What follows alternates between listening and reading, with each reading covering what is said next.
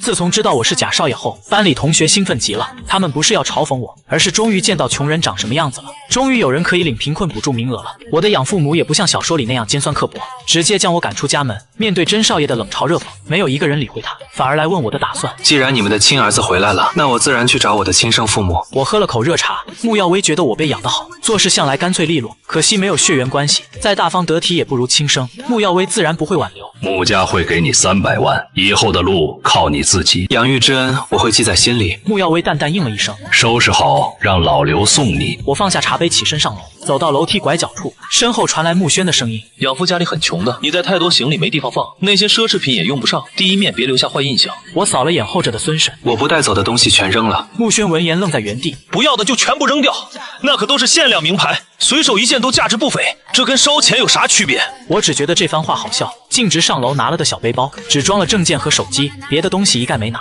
毫不留恋地离开穆家。车子将我送到老旧小区，我抬头看了眼门牌号，确认无误后敲了敲铁门。透过对方沧桑的眉眼，我瞬间确认这是亲生母亲。我扬起一抹微笑，我应该是您的亲生儿子。叶母闻言直接愣住，我们隔着铁门面面相觑。我礼貌地开口询问，可以进门再说吗？叶母猛然回过神来，连忙打开铁门招呼我。她倒了杯温水递给我，神色显得有些拘谨。我接过来喝了一口，简单解释了报错的始末。穆轩才是穆家亲生子，而我是你们的儿子。叶父叶母曾猜过这可能，但看着金贵优雅的亲生子，此刻难免变得局促不安。叶家的资料我早已看过，对家庭成员有大致了解。你们有什么想问我的吗？这架势哪像认亲现场，倒更像是一场商业谈判。叶母紧张地问我想吃啥，我嘴角挂着柔和的笑意，没有特别想吃的。叶母起身看了眼叶父，那我去一趟菜市场，你给子熙他们打个电话，让他们赶紧回家来。听见外面铁门作响，我起身从屋里走出来，见到了亲生姐妹们，我笑意中透着几分温和。我是沐晨。听见低沉悦耳的男声，叶诗薇心头微微一颤，不可置信地对上我的目光。你不介意家里简陋吗？叶诗薇心里安定了几分。事情我已经听爸说了，这是家里小妹佳怡。叶母买菜回来进了厨房，似乎在回避跟我交谈。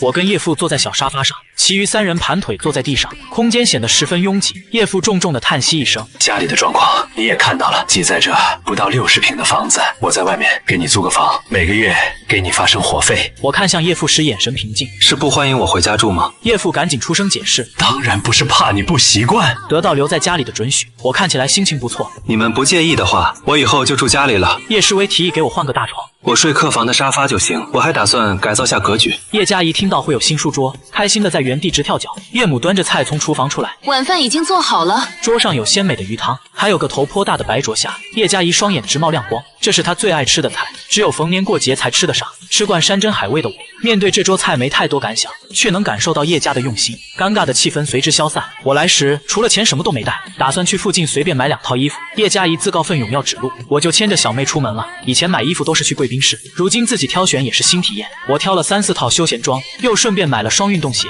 牵着小妹回家的路上，经过卖糖葫芦的小摊，见她悄悄盯着玻璃柜，却又懂事地移开目光，我便给她买了根草莓的，手里拿着糖葫芦。叶佳怡脸上满是快乐，她笑嘻嘻地举高递给我，哥哥你也吃一个。我微微愣了一下，揉了揉小妹的头发。哥哥不喜欢吃甜的。叶佳怡数了数竹签上的草莓，我和大姐、二姐还有爸妈，正好一人分1颗。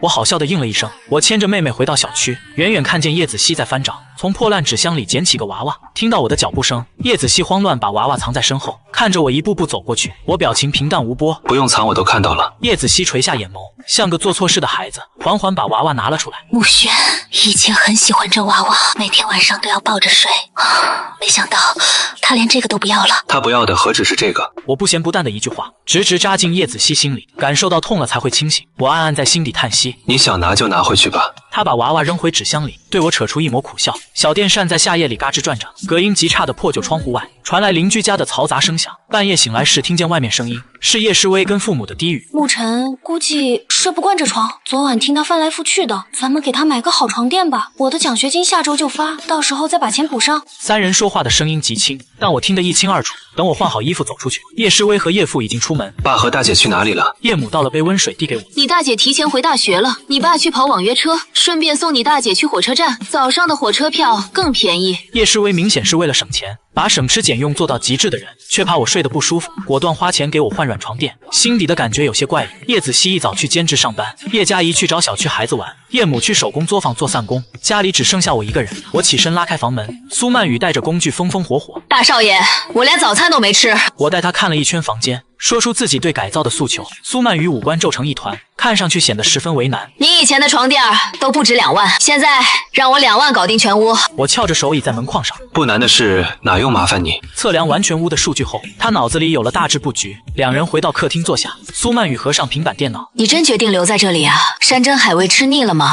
我意味深长地笑了笑。你知道叶家当年为何破产？听说过一点小道消息，说是叶诗薇打工的时候冲撞了穆家三小姐的男友，三小姐就把叶家搞破产了。表面上确实是因为这个，但我心里比谁都清楚，导致破产的不是叶诗薇。门外突然传来阵阵声响，只见叶父匆匆忙忙走进来。您不是去接单跑车了吗？手机充电线忘拿了。目光落在我身旁的人身上，叶父觉得眼前的女生眼熟，我便顺势向他介绍，这是我朋友苏曼雨，请他过来看看房子格局。叶父整个人都愣住了。他听说过苏曼雨的名号，国内知名的天才设计师，年纪轻轻就拿了不少奖项，多少人花重金求他做设计，苏曼雨都压根看不上眼。不打扰你们工作了，我拿条数据线就走。叶父生怕打扰苏曼雨工作，拿了数据线急急忙忙离开。两人没再多聊其他闲话。苏曼雨赶回去画设计图，我拿好自己的证件和资料，顺路去了趟手工作坊。7、8个妇人在里头忙碌，一边贴标签一边拉家常。我站在门口冲里头喊：妈，我出门办事去了，中午不在家里吃饭。叶母笑得温柔和善，晚上记得早点回家。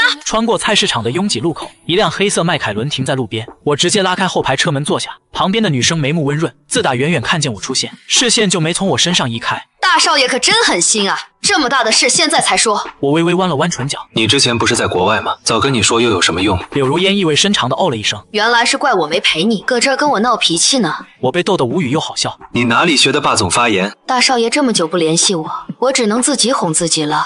指尖戳了戳他的掌心，别在这开玩笑了。在叶家生活能习惯吗？肯定是不太习惯的，昨晚都没怎么睡好。我靠在柳如烟肩头，听着她温和低沉的嗓音，整个人顿时放松下来，说话声音越来越轻。叫苏曼雨来看过布局了，明天就能动工改造。动作倒是一如既往的快，睡不好的话，今晚去我那。没听见我出声回答，他微微垂头看了我一眼，发现我已经沉沉睡去，他无奈地勾了勾唇角，吩咐司机调高空调温度。车厢内飘散着柑橘香气，每次闻到总让我觉得放松。在柳如烟肩头睡了2个小时，车子早已停在办事大厅外。柳如烟轻轻握着我的手，耐心等待我完全清醒，她才陪我走进办事大厅。迁户口的手续办得极快，流程全是柳如烟在跑。全部手续顺利搞定后，我的户籍资料落到了叶家，彻底印在了叶父的户口本上。正在高档餐厅切着牛排时，手机叮的一声，收到短信，穆家把300万打到了卡里。300万就想封你的口？柳如烟垂头切着牛排，语气里掺杂着几分冷笑，显得有些意味不明。我本就不图他们的钱，收下这笔封口费，穆家不用担心我造谣，我也不用防着他们找茬，大家都落得个舒坦。柳如烟乘车送我回去，车依旧停在菜市场路口。柳如烟揉了揉我的头发，眼底的温柔浓得能溺死人。直到我转身走进菜市场，柳如烟才吩咐司机驱车离开。当我回到老旧小区时，恰好叶子熙也兼职下班，我赶紧洗手坐到饭桌前。我从未吃过这种酸菜鱼，鱼片嫩滑，酸菜十分爽口，酸辣鲜香，让人食欲大增。这是我17年来吃最饱的一次，光是鱼汤我都喝了2碗。叶母脸上笑开了花，明天我就学做别的新菜。我今天给市一中打过电话，你要是愿意来市一中读，正好顶上穆轩空出的名额。叶子熙说这话时小心翼翼，生怕自己用词不当，提及穆轩会惹我不高兴。提起转学上学的事情，叶母垂下眼眸，抿了抿唇。我们家的经济状况确实没法供你继续读盛华，实在是爸妈对不住你。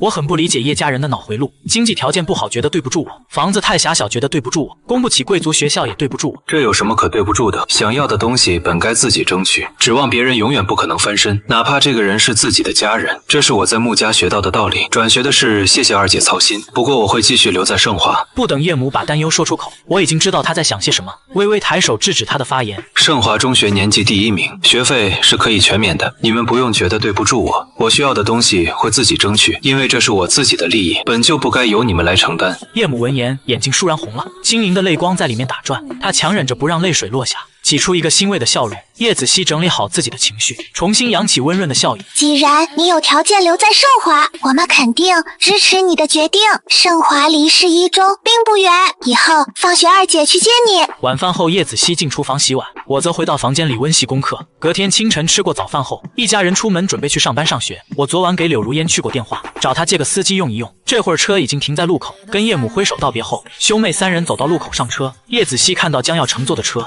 我扫了眼丰田的车标，我让柳如烟派最便宜的车，谁能想到是最新款埃尔法？对柳如烟而言确实算便宜，但对比叶家那辆破旧二手车，这车实在贵得有些离谱了。这是你朋友的车吗？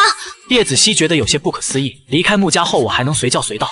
你到底还是不是穆家少爷？我神色淡定，毫不惊慌，仅仅是对柳如烟的安排无奈。叶佳怡自己乖乖待在后排。二姐发一下你兼职的地址。叶子熙这才猛然醒悟过来，司机稳稳地发动了车子。我捧着手机给柳如烟发微信：这车是不是你刚买的？去市1周要1个多小时，怕你坐久了会不舒服，正好我平时也能用来小憩。我看着屏幕便不再多说，哪怕我知道是他特意为我买的。将叶子熙送到西餐厅后，车子重新平稳地上路，径直开往盛华中学的方向。傍晚回到家时，正好开饭，一家人围坐在饭桌前聊天。这几天叶家人过得有些魔幻，先是享誉国际的设计师苏曼宇竟然心甘情愿来家里搞装修，他们重新认识了我这个儿子。即便回到贫穷的家，依旧宠辱不惊，是因为我的自信从不依靠穆家，而是源于我自身强悍的实力。吃完晚饭，我便洗澡，早早睡下。客厅里只剩下叶家夫妇俩，叶母抵着唇思考了许久，像是终于下定了什么决心。我们不能总低估沐尘的人脉，也该趁着未过中年再拼一把。叶父十分认可地点了点头。沐尘回来后的这2天，我也在心里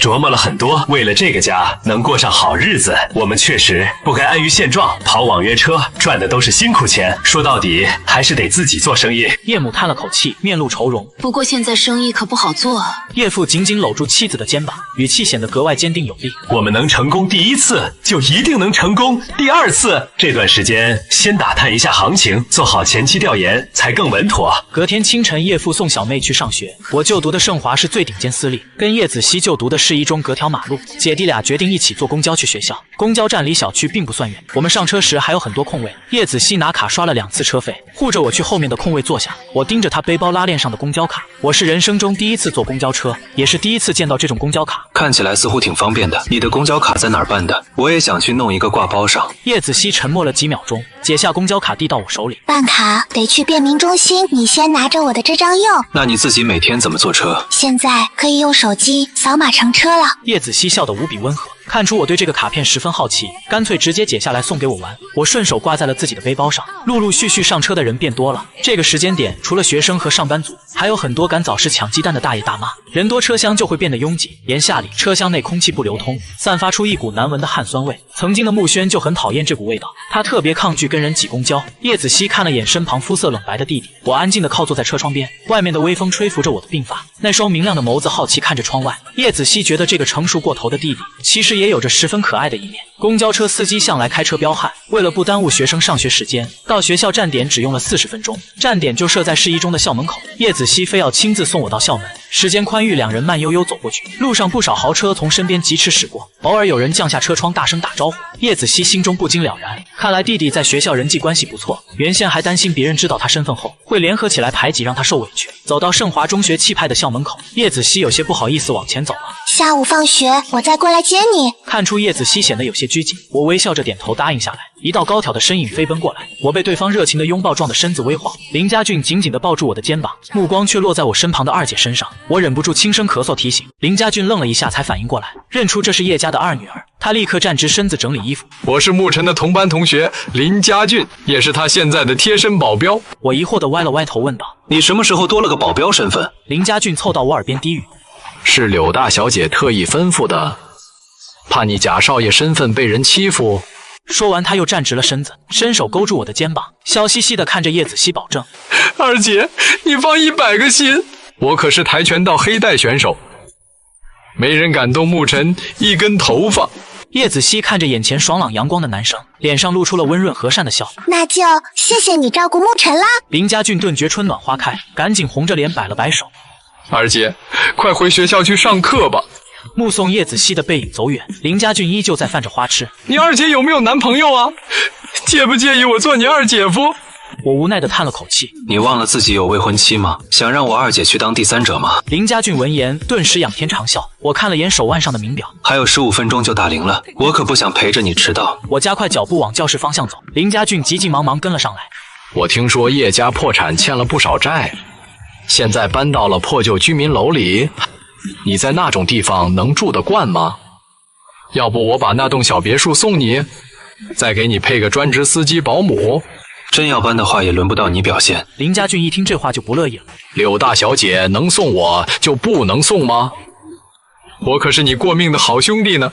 他挽住我的手臂，死死贴着，我无奈又觉得好笑。这群人什么时候有扶贫嗜好了？动不动就送豪车、送别墅，还要配司机、配保姆的，搞得好像我离开穆家有多惨。闲话间，两人走到了教室门口。我们刚踏进班级大门，原本热闹的教室顿时鸦雀无声，个个呆愣着表情，直勾勾盯着我。我是被人毁容了吗？一个个见鬼似的表情。听见我熟才的调侃，大家松了口气，轰然笑出声来。哪家整容医院感动你的脸？那事儿不会是真的吧？看来你们都已经知道了。我姿态淡然地走回位置落座。沈明熙见了我，赶忙挪了挪椅子，凑过来压低声音说道：“咱们圈子有点消息就传遍了，我名下还有套空置的房子，总比你现在的住处强吧？你先拿去暂住对付着。”不等我开口拒绝，林家俊一巴掌拍了过去。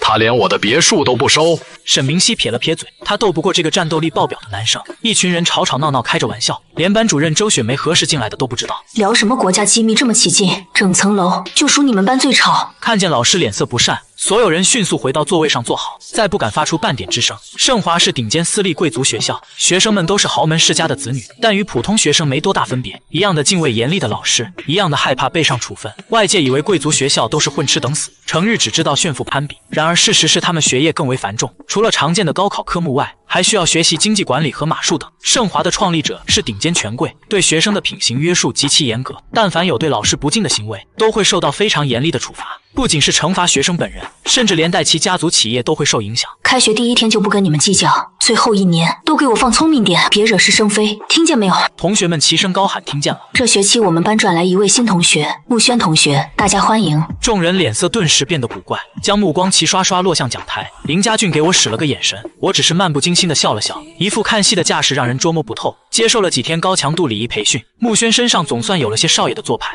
他露出自认为完美的笑容，不疾不徐做了个自我介绍。我是穆轩，小时候因为意外被抱错，现在终于找回亲生父母，希望未来1年能和大家好好相处。穆轩穿着一身高定休闲西装，端着一副温文尔雅的模样，换作在他以前读的市一中，或许能靠着穆家少爷的光环受追捧。可惜这里是藏龙卧虎的盛华，他那点小心思压根不够看的。话音落下，班里只剩一片死寂。那副装腔作势的嘴脸看得沈明熙不爽，漫不经心的冷嘲热讽了一句：“穆家真少爷就是与众不同，刚认祖归宗回到穆家，就把穆尘给扫地出门了。”穆轩闻言眸光猛地一颤，习惯性换上委屈无辜的白莲花人设，垂下眼眸，似是纠结了很久。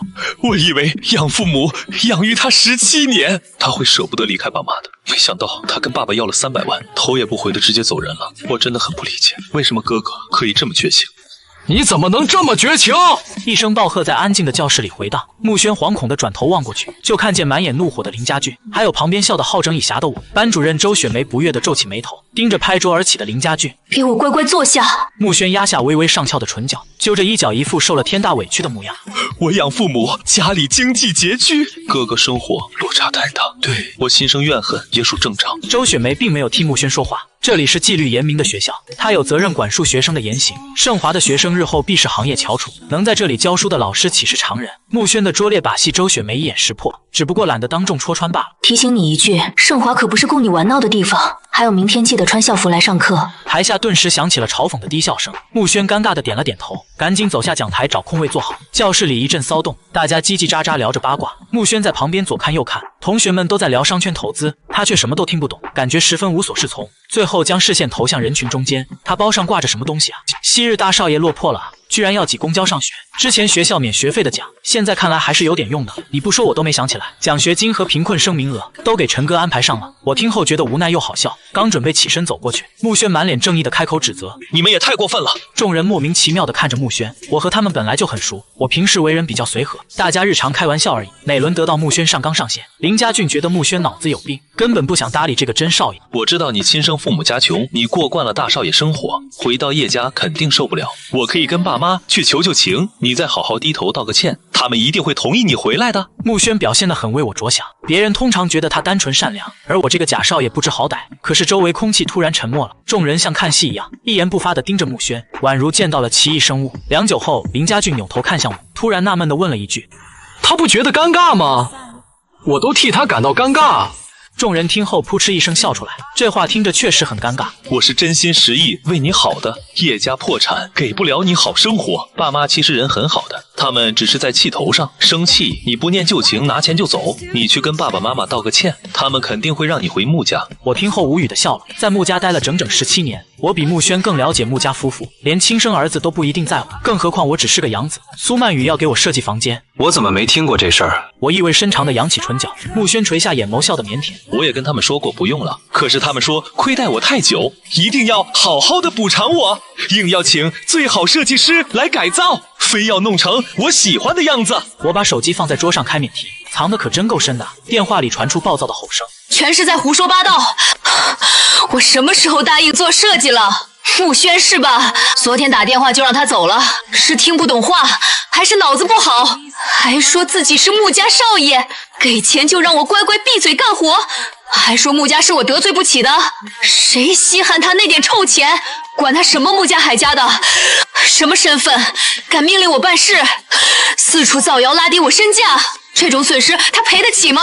电话里的声音夹枪带棒，林家俊果断挂断了通话，邀功似的冲我挑了挑眉。我笑着竖起大拇指点个赞。在场的人无一不是人精，面对圈内这些同龄人，十分了解彼此的心思。大家来盛华不仅是念书，更是为了积累优质人脉，日后打交道的都是身边人，跟有价值的人打好关系，对将来继承家业大有裨益。到底谁是真金谁是假金，对他们而言根本就不重要，重要的是这个人有无价值，能在年级名列前茅的，日后必定是个大人物，这是他们联络关系的良机。我现在可以不姓穆，但穆轩如果脱离了穆家，他其实什么都不是。大家本对穆轩没有偏见，顾及穆家势力也可以交好，可惜他太过耐不住性子，竟然还敢主动来挑衅我。保持沉默是懒得去戳穿，懒得耗费时间在无用之人，但穆轩非要一而再的跑来，那可就怪不得他们无情了。气氛显得有些凝重尴尬，穆轩的脸色瞬间铁青，眼角泛着委屈的微红，显得无措又十分可怜。有人愿意站出来护着我，自然也会有人看不惯我。林子安打抱不平地起身，你们这也太过分了，这样愚弄别人有意思吗？穆轩不过是太担心你，叶家现在破产了，他只想帮你一把而已，你们至于这样排挤他吗？众人十分无语地看过去，对林子安的想法心知肚明。林子安表面看着生气，实际上心里早就高兴坏了，毕竟他处处被我压过一头，现在叶家突然破产了，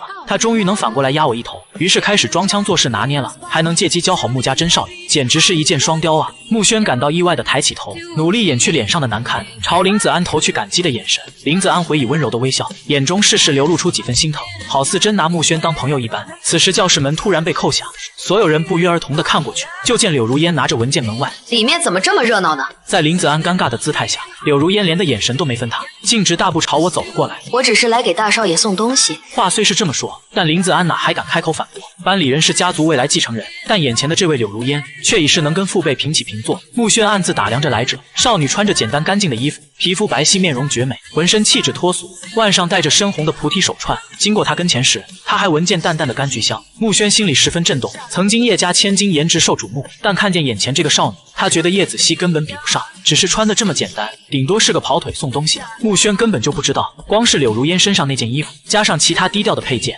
尤其是那条菩提手串，抵得上滨海一套别墅了。沈明熙调笑道：什么东西要让刘姐跑一趟？柳如烟的眼神直落我身上，毫不掩饰眼底的偏宠。我可是大少爷专属工具人，一片叶子也得亲自送到手。众人哄笑着开始起哄，柳如烟和我却并不扭捏，依旧坦坦荡荡，两人之间的关系全班清楚，青梅竹马，两小无猜，彼此都明白对方的心意，没什么可刻意遮掩的。没确认恋爱只因时间未到，想把更多时间放在事业上。柳如烟把文件放在我桌上，瞬间引得众人围观惊叹，大家纷纷凑过来凑热闹。这项目计划书做得真漂亮，陈哥出手果然非同凡响，看来今年的名额非你莫属。我的方案可是高出不少分。我笑而不语，散漫姿态仿佛本就胜券在握。穆轩在一旁瞥了一眼，认出这是叶嘉怡帮忙做的。这是叶家妹妹做的吧？小孩子随便糊弄的东西拿来当重点项目资料，太不尊重其他竞争者了。沈明熙无语地瞥过去一眼，说这话可就太冒昧了，这可是评估第一的方案，你管这叫随便糊弄的东西？穆轩顿时哑然失声。我勾了勾唇角说道：妹妹做这个非常用心，这是她特意为我准备的，你们那些空洞理论哪能比？语气中带着几分维护。众人不满控诉我在这护短，刘姐你快管管他吧。柳如烟两手抄进裤兜，微微俯身在我的课桌上，向来只有大少爷管我的份，我哪有资格管他？我听后忍不住轻笑，指尖勾上了柳如烟的手串。穆轩不甘心地凑上前去，你不是本校学生吧？打工赚钱我能理解。柳如烟疑惑地眯了眯眸子，早知道穆轩脑子有点问题，但没想过他能这么没眼界。众人全都安静了一瞬，居然有人说柳如烟是跑腿，这大概是今年最荒唐笑话。林家俊笑得直不起腰，你以为刘姐是个跑腿的？拿什么跟陈哥比呀？我也无语的扬起唇角，收回之前觉得穆轩聪明的想法。这人确实够单纯的，单纯的很愚蠢，竟会以为能跟富家子弟嬉笑。被众人尊称一声刘姐的人，怎么会是个普通人物？柳如烟垂头看着我的手。苏曼雨让我带个信，设计图和家具已经找好了，问你明天动工方不方便？我声音略微压低。我晚点给他回个信。忽而抬眸对上少女深邃眸子。并购案都处理完了，要去赶这周的飞机吧？我立刻松开了手，轻轻戳她的手臂。那你快去忙吧，可别误了飞机。等我回来给你带手信。柳如烟轻轻勾了勾我的下巴，两人说话时声音放得很轻，犹如自动升起了无形屏障。其他人也自觉远离不打扰，无声的在一旁磕着糖。林家俊拖着腮帮子，沈明熙头顶缓缓飘出问号：你们这样旁若无人合适吗？放学时间校门口最为热闹，不少卖小吃的摊贩开始营业。尽管盛华里都是富二代，但这个年纪依旧抵挡不住小吃来来往往的身影中。叶子熙气质温婉出挑，犹如古时的大家闺秀，眉眼间仿佛流转着几分忧郁。我觉得如果子熙去演古装剧，必定会俘获少男的芳心。瞧瞧林家俊就知道，见到了叶子熙，连眼睛都不舍得眨一下。两道声音重叠在一起，我顺着声音看过去，便见穆轩笑得灿烂，小跑着奔向叶子熙。看见穆轩灿烂的笑脸，叶子熙心情顷刻间挣扎起来。他想起以前放学去找穆轩，他也是这样兴奋朝他跑来。他曾经很疼爱这个弟弟，叶家刚破产时一切都没变，他们一起坐公交回家，有时也会起兴致走路回去。穆轩每次走到一半求他背，子熙开心地背着弟弟回家，穆轩会趴在他的背上。我的姐姐是世上最好的姐姐，我是世界上最幸福的孩子。美好顷刻间支离破碎，穆轩的笑容不知何时消失了，转而浮现的是扭曲和嫌恶。我不想再挤公交了，我真是受够了。你背我回去吧。你怎么这么没用，走2步就不行？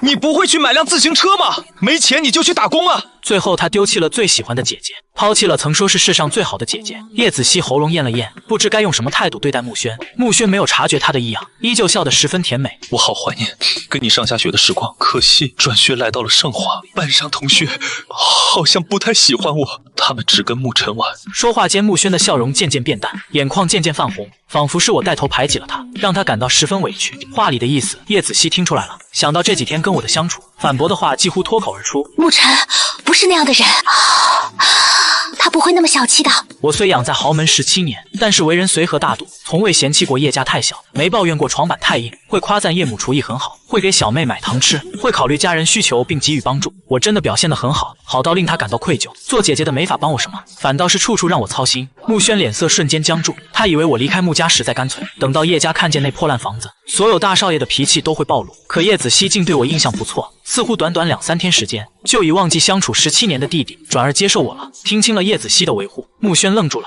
我弯了弯唇角，我怎么不知穆少爷四处任姐？明亮的桃花眼微微放松，溢出几分危险和尖锐。你只是单纯喜欢抢别人姐姐。叶子熙的阴霾一扫而空，唇边挂上了温润的笑意，再不分给穆轩半个眼神。我眸光微微一闪，唇角缓缓扬起柔和弧度，看着我们姐弟俩离开的背影，穆轩眼中腾升起浓浓的妒火。看着我们有说有笑的背影，原本这一切都是他的。穆轩咬牙切齿，死死攥紧了拳头，指甲掐进肉里了也不觉得痛，呼吸逐渐变得急促，直到我们的身影消失不见，穆轩才渐渐回过神来。他想要的一切东西，现在都已经全部拥有，享受着穆家的荣华富贵，一群穷鬼罢了。他可是穆家的真少爷。看到穆家那栋豪华别墅，穆轩心底的怨气顿时消散，他得意地笑了起来。穆轩趾高气扬地命令孙婶：愣着干什么？还不赶紧去泡茶！孙婶微微欠身，这位大少爷回来后，只要先生和夫人不在家，佣人们都小心翼翼地伺候，连大气都不敢喘。但凡有一点大少爷不顺心，免不了一顿责骂。茶不好喝让他们换，饭菜不合胃口让厨师重做。可是以前穆晨从未发脾气，起码尊重他们是个活生生的人。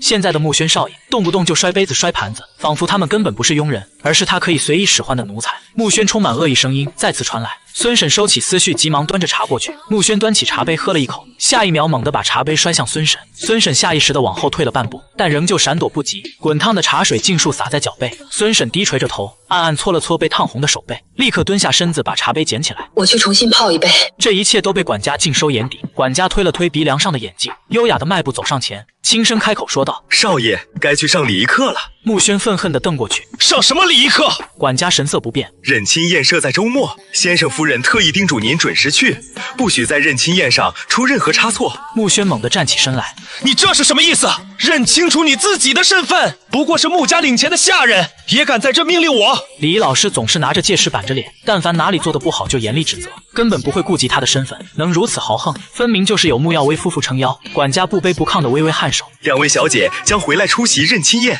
穆轩一怔，听说穆家两个姐姐脾气都不好，不管怎么说，第一次见自己的亲姐姐，他确实该好好表现一番。等他拉拢了两个姐姐，他就是穆家实打实的亲儿子，看以后谁还敢瞧不起他。穆轩强压下心头的怒，认命的去上了一课。与穆家冷凝的氛围不同，叶家的小屋里充满了温馨，一家人其乐融融的挤在一起，偶尔还会互相夹菜。两个鸡腿被众人互相推让，小朋友吃鸡腿，大人吃翅尖，排中间的就吃鸡中翅。叶母笑着将鸡中翅夹给叶子熙，鸡腿则是我和叶家一人一个。叶子熙似乎心情比平时愉快，或许是因为重新见了穆轩一面，彻底感到释然了吧。我看着落到自己碗里的鸡腿，心里感到几分难得的暖意。穆家十分讲究餐桌礼仪，座位之间相隔很远，吃饭时绝对不许说话，也不许发出一点声响，互相夹菜更是不被允许的。更何况穆耀威夫妇经常不在家，两个姐姐也被送出国进修，经常只剩我自己孤单的吃饭。叶家却完全不一样，家人会把好东西互相分享，有说有笑的互动聊天，尽管挤在几十平的小房子里，依旧氛围温馨欢乐，到处都充满着生活气息。也许这才叫做真正的家。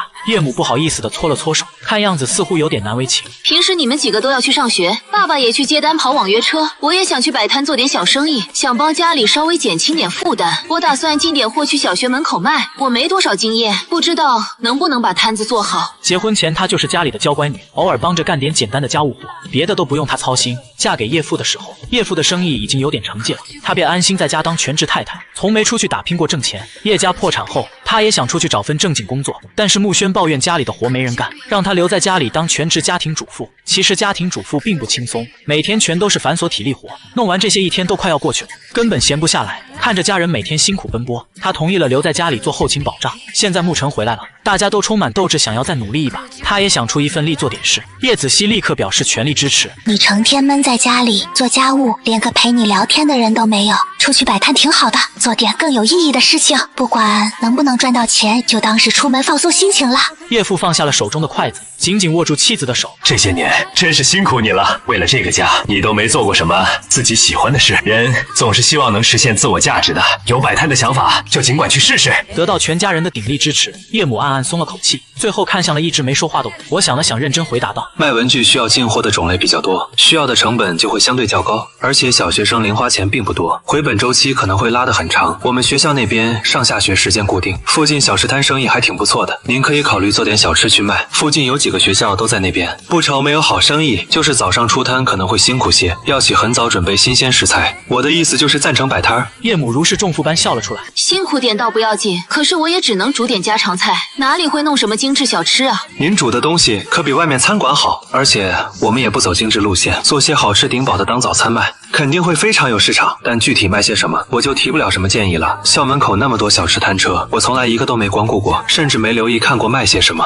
做穆家的大少爷，要时刻注重身材仪态保养，注重饮食绝对健康，还得时刻维持形象和仪态。穆家人一直固执地觉得路边小吃会严重拉低身价，贪吃的人设也会败坏穆家名声。在穆家生活的那些年里，我早已断绝了口腹之欲，以至于穆家知道我每顿饭吃得少，将穆家的厨师换了一批又一批。我才明白没食欲不是因为厨师，而是穆家压抑又冰冷的氛围。叶子熙思索了片刻，初中时校门口就有卖饭团的，那家饭团味道还不错，现在校门口摊车好像没人卖，我们卖饭团肯定会有生意。夫妻俩对视了一眼，似乎也觉得这个提议挺不错。明天去买材料回来，试着做做，你们就负责帮我试吃。叶母从未像此刻这般兴奋，一想到自己可为家里赚钱出力，她就感觉浑身干劲十足。叶父提出了一个关键问题：如果去卖饭团的话，是不是需要定制一个摊车？我见过别人摆摊卖小吃的，大部分有专门特制的摊车，每个材料放在哪里一清二楚。叶子熙也恍然想了起来，以前那家有用蒸箱热着饭团，不过我觉得可以用木桶代替，上面再严密盖上一层无纺布，保温效果应该还是很不错的。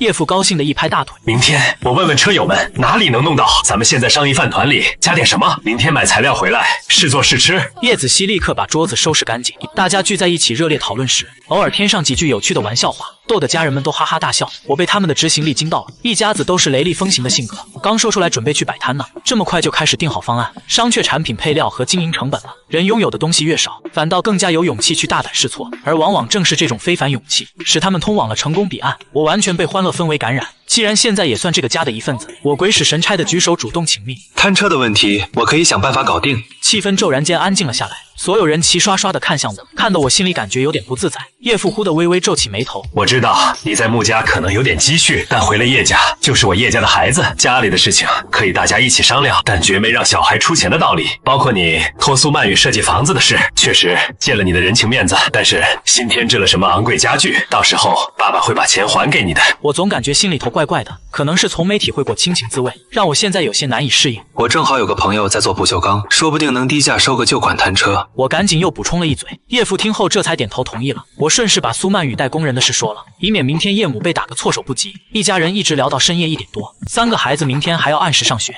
大家轮流去洗了澡。我洗过澡后回到了房间，反锁门后看了手机，苏曼雨发来了信息，能看出大设计师尽力了，最后各项用料家具花销，连工人的费用都没跟我算，估计用他自己养的施工队。苏曼雨对外面请的工人一直都是不太放心的，有些为了赶进度做不细致，达不到他的要求。对于高级室内设计，他就自己养了个施工队，重要部分由自己人负责。这笔钱要算在客户账单里，好回点本嘛。朋友之间不差这点钱。我一直觉得苏曼雨脾气差，但他超讲义气，他骂人都是有原因的，例如客户没品位，例如对方不识好歹，这怎么能是苏曼雨的错呢？分明是对方的问题。我照着单子上的金额转账，下一秒就收到他的信息：穆轩，那个男的脑子有病，你猜他打电话说什么？他竟说我是个下等人，他哪里来的优越感？大清亡了多少年了，他还在这分上等下等人，竟然还用穆家来压我，说不帮他出设计图，等着穆家封杀我吧，真是可笑至极。他以为穆家是95至尊，我看陈静怡和穆耀威也是彻底疯了，居然为了他把我赶走。他们那么喜欢算账，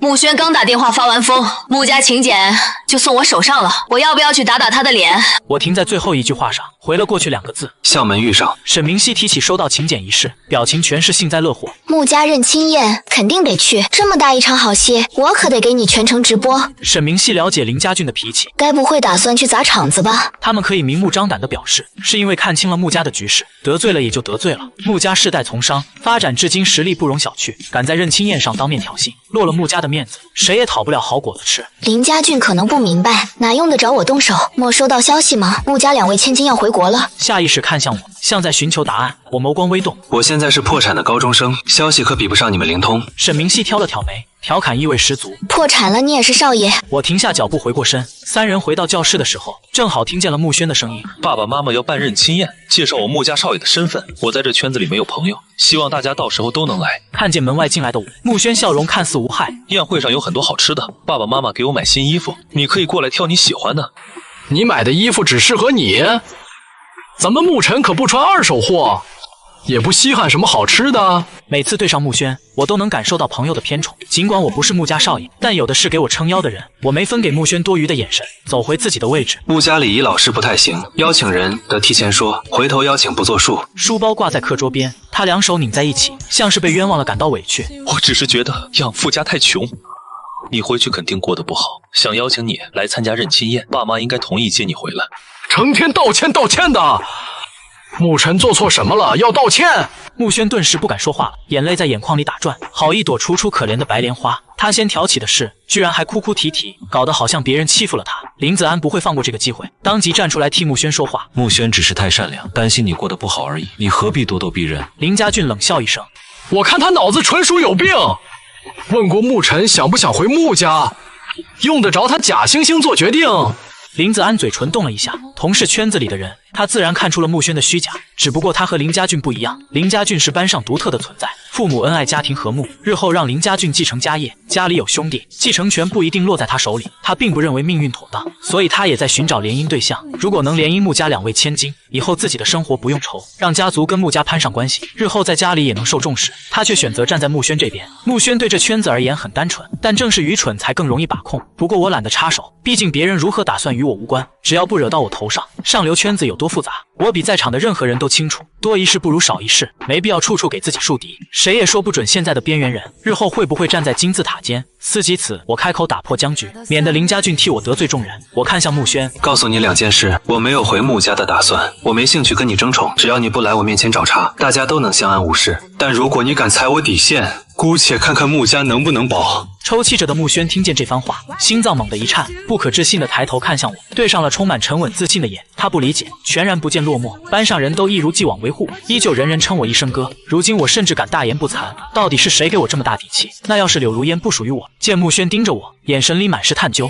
沈明熙吊儿郎当坐在旁边，以你那猪脑袋想不明白。他不知道我有多强，只知道不管他们想要什么，求爷爷告奶奶拿不到的，我总能给他们弄回来。或许我的人脉比不上穆家，可如果所有资源加起来，哪怕穆家在金圈金字塔尖，也终有翻身摔下来的那天。沈明熙悠然地冷笑着，在这个圈子里混，首先得会长眼，语气带了几分嘲讽。林家俊并不想给穆轩上课，只不过省得穆轩日后惹事，他难得没反驳沈明熙的话。穆轩后槽牙快要咬碎，盯着我的双眼渐渐泛红，最后愤恨地转身跑了出去。林子安假惺惺地喊了一声，遭到一记无视后，勾起唇角轻飘飘道：想要获取一个人的信任，要在心理防线最薄弱时。他警惕地看着我，我不做无利可图的事，你对我而言没有价值。林子安撇了撇嘴，而后漫步走出教室，去追跑掉的穆轩。讨人嫌的两个都离开教室，不愧是穆家培养出来的人，眼里只有商业和利益，压根没有温情和良心可言。穆晨跟他们玩得来，是因为年纪相仿，又认识很多年，彼此用时间堆砌的信任。而叶家人对我而言，只是有血缘关系的陌生人。算在叶家待多久？林家俊有点好奇这个问题。以我的性格和能力，离开穆家大概率自立门户，现在去了叶家，估计有别的打算，但一定不会永远留在叶家。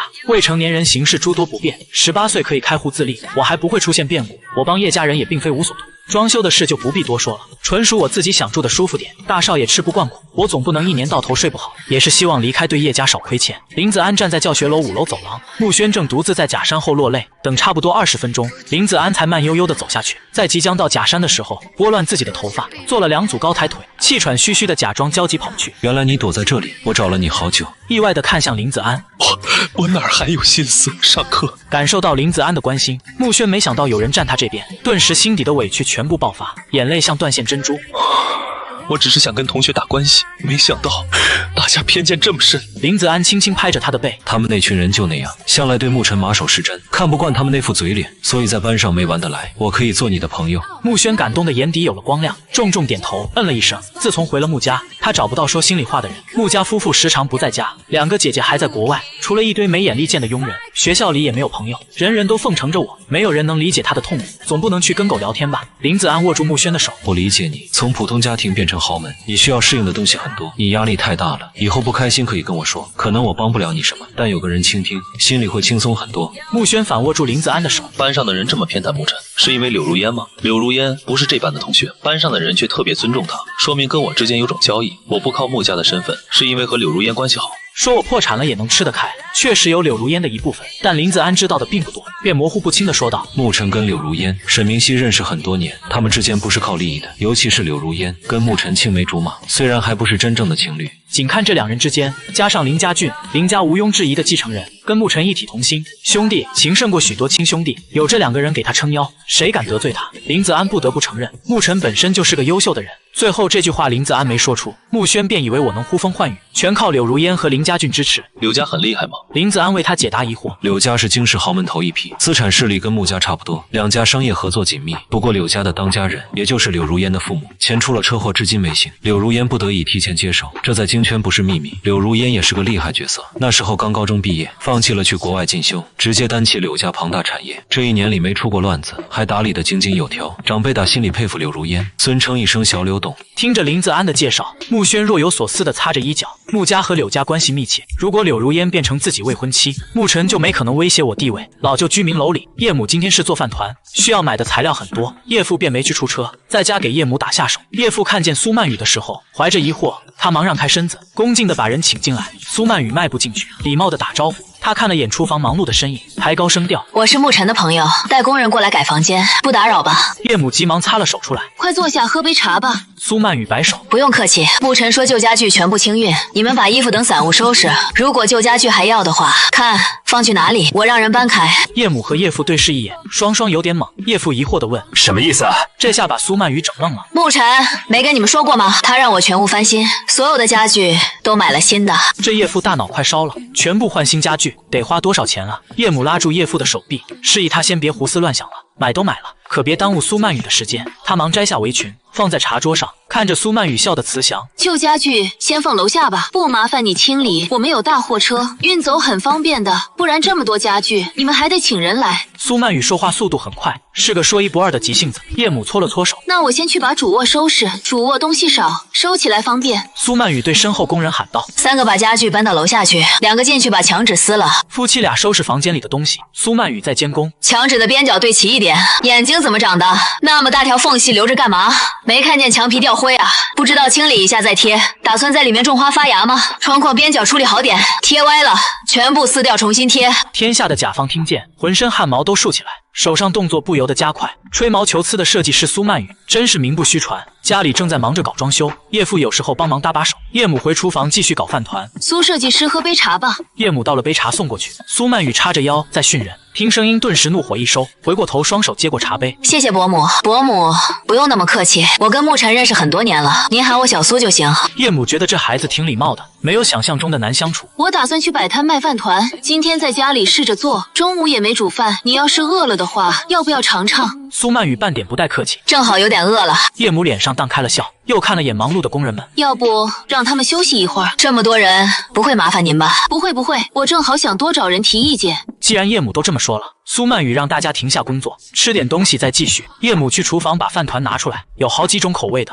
都一切成2份，大家伙都尝尝，提点意见。苏曼雨还没吃呢，看见饭团的馅就赞不绝口。现在外面饭团用速冻的，很少像您用新鲜食材。尝过之后，他竖起大拇指，真好吃，硬是一张嘴把叶母夸上天，情绪价值给满了。工人们也吃得很香，工人们继续干活。叶母让苏曼雨坐下喝茶，看出来他有问题想问，苏曼雨便坐下。你跟沐晨怎么认识的？他年纪不大，认识到现在也有10年了吧？叶母若有所思地应了一声，想了想，又不好意思地说道：沐晨回来这些天，总感觉他跟我们很疏远，包括他平时的生活，能不能多说说他的事？这下苏曼雨明白了，沐晨因别的原因留在叶家，叶家人却真心带着孩子。可他从小没感受过亲情，性格比较冷淡，尽管态度表现得随和，跟真正亲人间有着鸿沟。叶母想关心，却无从下手。苏曼雨轻轻叹了口气，能感觉叶家父母都是好人。之前怕沐晨在叶家会吃苦，他把知道的事情告诉叶家。沐晨在沐家的时候，养父养母不怎么管他，是沐家2位千金带大的，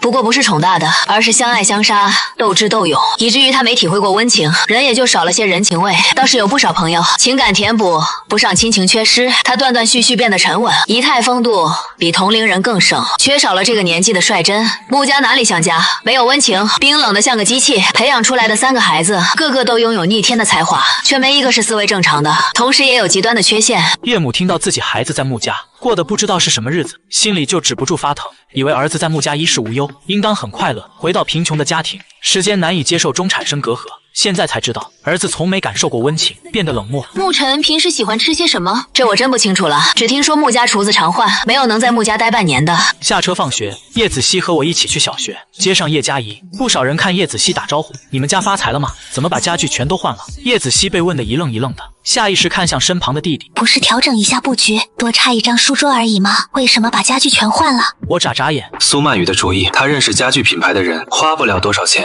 就让苏曼雨背锅吧。又在训人的苏曼雨打喷嚏，他抖了抖身子，灰尘太大了吧，下次还是戴个口罩吧。姐弟3人回到家的时候，工人正在收拾客卧的垃圾，有2个在厨房换洗手盆。叶子熙和叶佳怡震惊了，门边多了个小鞋架，宽度根本放不下一双鞋，但是拉开才知道，鞋子全是倾斜放进去的。合上柜门，倾斜角度更大，非常节省空间。虽然鞋架不大，足够放下全家人的鞋子，鞋子终于不用堆在床底了。破旧的墙面贴了墙纸，破旧沙发换成房屋的，配套的是新的玻璃茶几，角落的小桌子没丢，上面依旧放了的花瓶，插上了新换的康乃馨。客厅有一扇窗，本来是装了窗帘的，现在换成了纯白百叶窗，显得更加简洁干净。阳光映照下，暖色调的空间温馨无比。苏曼雨从客卧走出来，看见我格外兴奋，邀功似的把我拉过去，快来看客卧的改造，包你满意。叶子熙和叶佳怡也跟进去，想看自己房间改成什么样。看到成品的时候，姐妹俩惊得眼珠快掉出来。整体色调为清新的海蓝色，往里全部用木板加高，做成了可以收纳的榻榻米，少了衣柜，空间显得宽敞许多。依旧是子母床，上面是横向的，下面竖着的直接一张床垫铺在木板上，旁边是通往上床的阶梯，比原来的垂直爬梯更安全。每一级阶梯下都是抽屉，可以用来放书放杂物。另一边转角做了小型书桌，姐妹俩一人一边，互不干扰，把狭窄空间改得宽敞好看，而且该有的功能一项不少，不愧是有名的室内设计师。这个抽屉可以拿出来，就当书架。苏曼雨讲解着，阶梯下抽屉拉出来一个，底下空间可以竖着放书。他又敲了敲加高的木板，看向叶佳怡：“你哥哥说你喜欢画画，这个材质是房屋的，你就坐在这画，不用担心弄脏。”叶佳怡小眼睛里星辰光亮，她兴奋地道谢：“谢谢苏曼雨姐姐，谢谢哥哥，我有自己的空间了，可以尽情画画了。”看到小孩灿烂的笑容，苏曼雨感受到一种骄傲，她揉了揉叶佳怡的脑袋，心里满足极了。苏曼雨朝我歪了歪身子：“你这全屋不算设计费，光是成本都超5万块，要不是我磨破嘴皮子，2万块根本搞不定。”不愧是苏大设计师，换成别人做不到这么完美。苏曼雨顿时头都仰高：“要不是你预算太低，我保准把地砖给你敲了，墙面也全换了。”我扭头看向身旁的人道：“有空请你吃饭，最近出了月夜款系列。”对上他期待的眼神，我点点头：“过2天寄给你。”我慵懒的眯起眼，搞定收尾工作。苏曼雨带着工人们离开，叶家夫妇留他吃饭，外人全部离开。一家人商量着晚上吃点啥。家里翻新，忙了一天，夫妻俩都没时间买菜煮饭。今晚带孩子出去畅快一顿。叶母拉过我的手，握在掌心，轻声细语地问：“小陈喜欢吃火锅吗？”我不习惯跟不熟的人接触，想了想没有把手抽出来。我回答了叶母的问题：“怎么了？”唯一一次打火锅是前年，去我自己开的火锅店聚餐，味道挺不错的，但可能价格不太亲民，有钱人很少去外面吃火锅，所以开了2个月就倒了。那之后我也没再吃过火锅。叶子熙提议：“那就去吃火锅吧，路口那家火锅挺不错，食材新鲜，弟弟请人把家里翻新了，是该犒劳他一下。”迅速决定下来，大家稍微准备一下，一家5口步行前往火锅店。叶母牵着我的手舍不得放，我总觉得她态度比往常轻，可能亲生母子间都这样吧。火锅店里拿了张大桌，落座后岳父把餐牌递给我，让我喜欢吃什么管点。我转手把餐牌递给叶子熙：“我负责吃。”大家都笑了。叶子熙开始点菜，吃完饭，父母带小女儿回去休息了。晚上街道上灯火通明，店铺有销售在喊着口号，我随便找了个话题：“你为什么还在念高3？”穆家给我的资料写，本来今年应该上大学，可是却没有填报志愿，而是复读了1年。以叶家现在的经济条件，不管发生什么情况，叶子熙该尽早上大学毕业，而不是托关系复读1年。提起这个问题，叶子熙垂眸默了默，忽而略带自嘲的轻笑一声：“有些事我早晚会知道，他也没必要隐瞒。”你知道叶家为什么破产吗？我摇摇头。这事儿跟叶家破产有关。叶子熙揉了揉弟弟的头：“大姐去西餐厅打工时，叶家被人报复才破产的。”当时叶家也算豪门，但是发家不过10几年，比不上世代从商的大家族。叶世威看着家里如何富起，从来不会理所当然带家里当个衣来伸手的千金，而是选择提升自己。他希望哪怕没家里的帮助，他也有养活自己的能力，实现人生价值，日后帮着家里生意更上一层。所以从高中开始，每次长假他都会报学习班，或者去打工兼职赚零花钱，无意间冲撞了不该惹的人。穆轩一直把破产归咎大姐，责怪大姐喜欢往外跑，大姐的心理压力一直挺大。穆轩总是对她恶语相向。叶子熙叹了口气，心情格外沉重。穆轩的脾气越来越暴躁，那次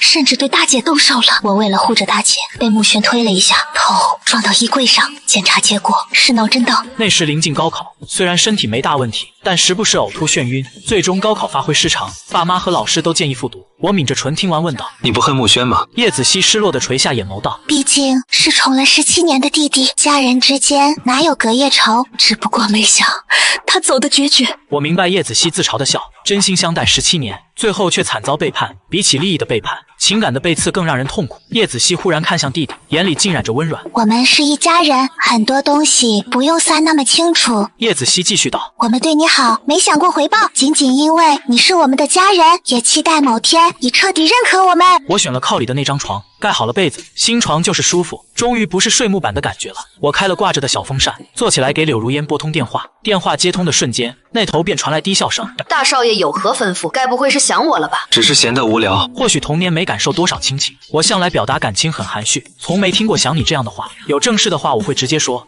无聊找他聊天的时候，说明就是想他了。柳如烟笑得荡漾，眼角泛着红晕。大少爷想聊5毛钱的，还是聊个5块钱的？还要收费的吗？大少爷主动找我聊天，肯定是我赚了。我忍俊不禁道：“那我可得按小时收费，1个小时5块钱吧。不给我点友情价吗？”柳如烟看了眼时间，2个小时500怎么样？我笑得胸腔震动。你会做生意？签署的文件都签了，明天送去公证，应该2、3天能审批下来。柳如烟停止手头工作，靠在办公椅上陪我聊天。我心不在焉的应一声，而后跟柳如烟聊今晚的事。柳如烟听了都觉得好笑。你是不是害怕了？她问句说的更像陈述句，仿佛她比我更了解我情绪。你在畏惧亲情？曾经我也渴望过亲情，父母注意力在姐姐身上，注重培养姐姐们的学习，我总是被忽视的那个。在穆家吃穿用度都是最好，可我也想得到认可。我努力，每次考试都是年级第一，安排的各项培训课我都上，为的是得到父母的夸赞，希望永远落空。8岁那年，我明白了为什么姐姐们在学经商，而我在上礼仪课；姐姐们在看财报，而我只能看外文演讲。我永远接触不到商业知识，是因为我只是个联姻棋子，只需要学会安分守己，最后成为交换利益的筹码。我不再对亲情抱有期待。至于面对叶家人的关怀时，觉得叶家人所为不合常理，绞尽脑汁想找他们恶意，只是我自己逃避罢了。许久没听见我出声，有些事情想不出思绪。你有资格享受所有的爱意，也有底气面对所有变故，没什么可担忧的。柳如烟让我心里安定不少。2年前叶家破产，同时我知道自己不是穆家人，把件事告诉柳如烟后，像是刻意抹去我的姓。不管你姓什么，不管以后发生什么事，我都会陪在你身边。他才是让我离开穆家的人。电话传出少女低沉的声音：小陈，你只管往前走，我永远在你身后，你是我的底牌，哪怕赌上所有筹码。也许是那天警告起了作用，之后一段时间，穆轩都安分上课，转眼到了认亲宴，在宴会上看到林家俊、孙雅涵，感觉很意外。你怎么来了？不是跟穆晨同一阵营吗？来打探敌情了？林家俊时刻为兄弟证明，纯属路过，而后才回答孙雅涵的问题。穆家2位千金回来了，我不得来给小陈直播。他略显兴奋地掏出手机，时刻准备好给兄弟直播。沈明熙进场后，目光搜了一圈，他脸色沉沉，大步流星地走过去，正准备说话，宴会厅内的广播响起声音，源于舞台上穆耀威的麦克风。几人看过去，穆轩穿了一身白色西服，备受宠爱的小少爷，笑得优雅恬淡骄傲。林家俊忙给兄弟拨去视频，压低声音说话：好戏要开场了。宴会开始，又360度拍下宴会场。猜你暴脾气，姐姐会给什么？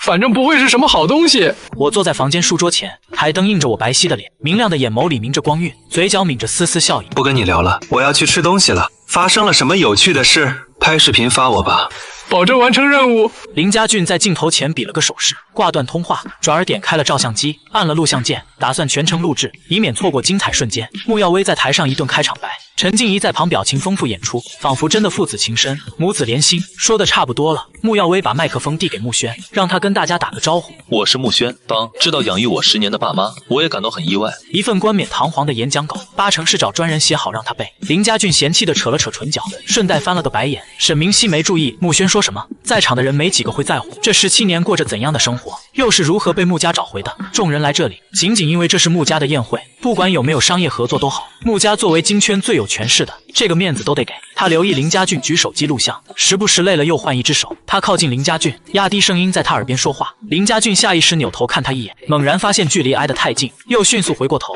把手机交接。虽然是未婚夫妻，但双方都是刚成年，婚约是从小定下商业联姻，彼此一直像兄弟那样处着，完全没有男女之情。起码林家俊是这么认为的。看见他抿着唇往旁边挪步，沈明熙微扬了扬嘴角，武力值爆棚，青梅也有害羞时。台上的穆轩没背出来几句，沈明熙也是刚接过手机，外面忽然传来汽车轰鸣声。宴会厅虽是在1楼，但这里在酒店最靠里位置，不该有车声传进来的。穆轩的发言被打断，所有人不明所以看着大门。砰的一声，黑色的阿波罗冲破大门，吓得众人尖叫慌乱躲闪。摆放糕点香槟的长桌被撞，酒水糊在地上，场面混乱至极。演着慈祥父母的穆耀威脸色沉沉，紧盯那辆跑车，车子猛插停在会场中间，副驾驶跳出一只牧羊犬，朝着台上的穆轩冲了过去。穆轩怕狗，被吓得尖叫，下意识往后退，结果绊倒摔了的倒栽葱。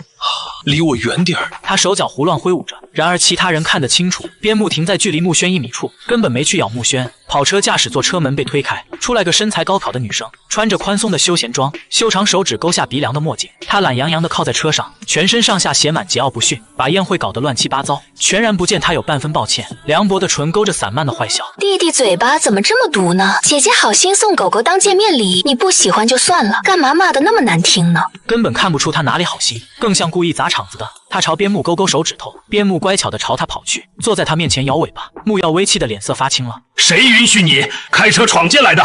成何体统？立刻带着你的狗开着你的车离开这里。沐浴露把边牧放上车，啧了2声。父亲那么生气干嘛？女儿在国外待2年不想念，有了新儿子就不疼女儿呗。别让我说第3次。穆耀威语气重了几分，沐浴露很无奈一般，坐进车子里倒车离开。大小姐穆宁雪不知何时进来，开始安抚宾客们的情绪。妹妹不懂事，让各位受惊了。我命人在隔壁布置了宴会厅，请各位移步。有穆宁雪出面打圆场，大家都会给几分面子，没人去深究刚才的事。见没好戏看了，林家俊拿回手机，结束录制发送了过去。精彩绝伦。穆轩被父母带到休息室，气压低得他喘不过气，他2手拧成一团，声音细若蚊蝇，颤颤的道歉：“我刚刚是被吓到，我从小就怕狗。”穆耀威怒视着他，大庭广众之下满口污言，穆家的脸面被你丢尽了。穆轩不可置信的红了眼眶，他从小被捧在掌心宠着，从没被人这么痛骂过。他不甘心的抬头看着有血缘关系的人，明明就是姐姐的错。不等他把话说完，穆耀威冷声斥责：“早知道你如此不成器，就不该把你接回来。”他不明白自己做错什么了，明明惹事的是沐浴露，为什么挨骂的人会是他？他祈求似的看向陈静怡，都说母子连心，母亲一定会帮他的。陈静怡冷着脸，表情不比穆耀威好看，声音冰冷的没有温度。今天让多少人看了笑话，再有下次，我会直接把你送走。现在立刻回家。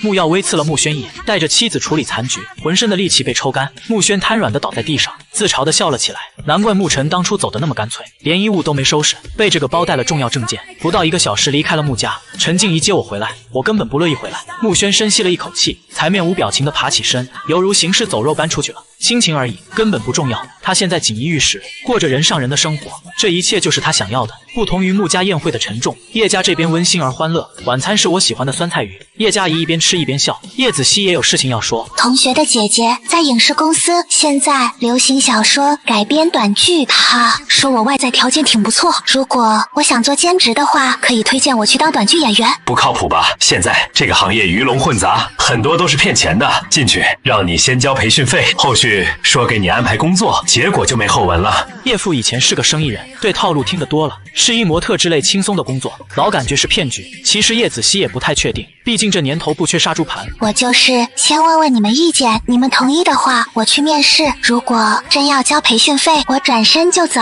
我觉得可以，我表示支持。我之前看大姐这张脸，说不定因此爆火，被星探挖走呢。如果没能爆火，我在背后推波助澜一下，结果也是一样的。你去试试呗，万一觉得演戏挺好玩，到时候也能多个选择。顺带鼓励一番，叶子熙笑了一声。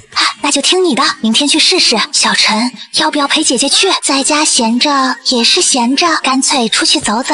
于是对他说：“明天吃午饭再去吧，上午我想睡懒觉。”叶子熙宠溺地揉揉我的头。吃完饭后，我拿了厨房的厨余垃圾，顺便下去扔，怕晚上不安全。叶子熙陪我一块出门，姐弟俩下楼扔了垃圾，悠哉悠哉地去买奶茶。刚走到路口，炫酷跑车疾驰而来，稳稳停在我们面前。看到那辆阿波罗超跑，我停下脚步，眼眸微眯，透露出几分危险，脸上的笑容瞬间消散。沐浴露下车，2手搭在车顶，痞笑盯着我，开口就没好话。不是我那一声不吭的弟弟，离开穆家才几天，穿得这么寒酸。我勾起唇角，家里那位少爷不够你受，特意跑来这关心我了。这么剑拔弩张啊，姐姐我可是很在乎你的。